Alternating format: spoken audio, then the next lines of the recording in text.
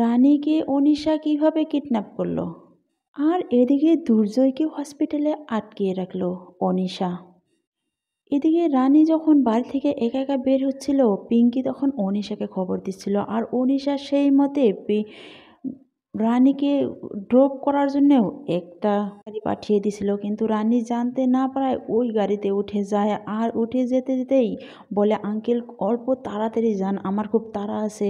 তখন ওই আঙ্কেল মনে মনে ভাবে, তোমাকে আমি ভুল রাস্তায় নিয়ে যাব, আমি যে অনিশা ম্যাডামের থেকে টাকা নিয়েছি। এই বলতে বলতে অনিশার ফোন আসে আর অনিশার ফোন রিসিভ করেই, ম্যাডাম আমি ওনাকে ভুল রাস্তায় নিয়ে এসেছি। কিন্তু রানী ম্যাপ দেখে বুঝতে পারে যে ভুল রাস্তায় গিয়েছে।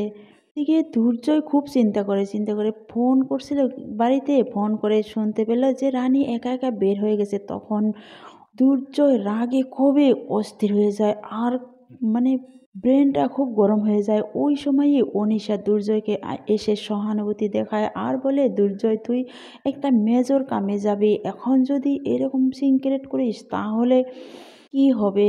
এই বলে আরও দুর্জয়কে সান্ত্বনা দিয়ে বলে, রানীর কিচ্ছু হবে না, দেখিস তো তোর বউ সবসময় সুস্থ থাকবে। এই বলে দুর্জয়কে বলে, তুই শান্ত হয়ে অপারেশনে যা, তোর মোবাইলটা আমি রেখে দিলাম। এই বলে দুর্জয় যখন বেরিয়ে যায়, অনিশা চালাকি করে দুর্জয়ের ফোনটা অফ করে দেয়, মানে রানী যাতে দুর্জয়কে ফোন করে না পায়। আর দুর্জয় যখন অপারেশন করে বের হয় তখনই অনিশা অস্থির হওয়ার ভাও জুড়ে আর দুর্জয়কে জড়িয়ে ধরে। দুর্জয় যখন অনিশার কাছে মোবাইলটা চায় তখন দুর্জয়কে বলে, আমি সুইচ অফ করে কোথায় যে রেখেছি, আমি খুঁজে পাচ্ছি না তোর মোবাইলটা।